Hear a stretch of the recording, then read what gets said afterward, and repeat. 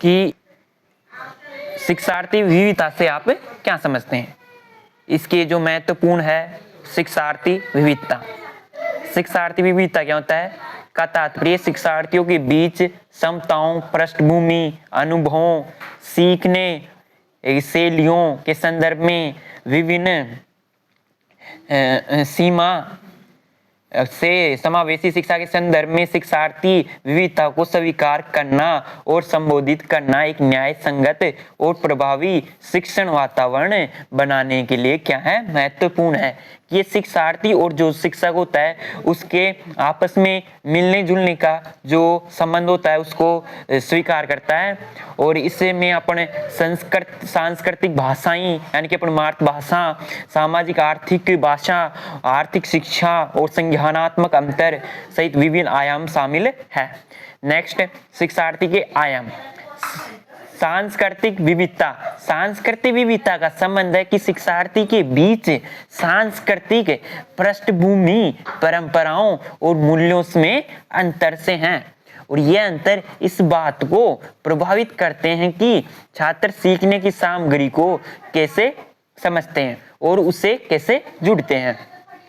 Example के लिए अगर हम बात करें कि अलग अलग संस्कृतियों के छात्रों को पाठ्यक्रम के साथ अलग अलग स्तर की परिचितता, कक्षा में व्यवहार के बारे में दृष्टिकोण, अलग अलग संचार शैलियाँ हो सकती हैं। भाषाई विविधता की बात करें अपने कि अपन अलग अलग राज्यों में, अपने राज्य भारत देश में अलग अलग राज्यों में अलग अलग भाषाएं बोली जाती है। उसके हिसाब से आप सभी को इसके बारे में पता होना चाहिए कि अपने राजस्थान में राजस्थानी भाषा बोली जाती है, गुजरात में गुजराती और यूपी में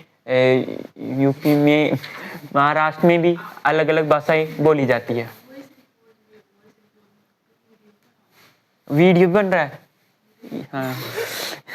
और विविधता, भाषा विविधता में भाषा दक्षता में भिन्नता और कक्षा में कई भाषाओं की उपस्थिति शामिल है। शिक्षार्थी निर्देशात्मक भाषा के मूल वक्त या अंग्रेजी भाषा सीखने वाले ELL हो सकते हैं, यानी कि अर्ली लिविंग एंड लर्निंग, जिन्हें कक्षा की भाषा को समझने और उसमें खुद को अभिव्यक्त करने के लिए अतिरिक्त सहायता की आवश्यकता होती है। सामाजिक आर्थिक विविधता शिक्षार्थियों की बदलती आर्थिक पृष्ठभूमि से संबंधित है। कम आय वाले परिवारों के छात्रों को शैक्षिक संसाधनों तक सीमित पहुंच, अस्थिर घरेलू वातावरण और बाहर के स्कूल अतिरिक्त जिम्मेदारी जैसी चुनौतियों का सामना करना पड़ रहा है, जो शैक्षिक प्रदर्शन को प्रभावित कर सकता है। यानी कि आजकल की जो युवा है वो नशे के आदी हो चुके हैं, जैसे सिगरेट, बीड़ी, तंबाकू इत्यादि के सेवन करने से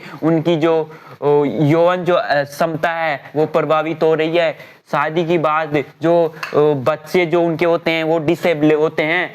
इसका यही कारण है कि वो गुटखा और बीड़ी, सिगरेट इत्यादि का ज्यादा से ज्यादा सेवन कर रहे हैं। जो उनकी जो वाइफ होती है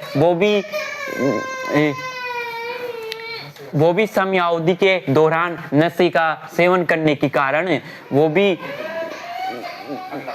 और इसका शिकार हो रही है, जैसे कि बच्चों में चिड़चिड़ापन, घरेलू वातावरण इत्यादि। और आप सभी को नेक्स्ट पार्ट जल्दी मिलेगा। आई होप आप सभी को ये वीडियो लाइक और पसंद आया होगा, तो सभी अपने चैनल को लाइक और सब्सक्राइब जरूर करें। और धन्यवाद सभी को, और अपने यूट्यूब पर चैनल पर बने रहे सभी साथियों का बहुत बहुत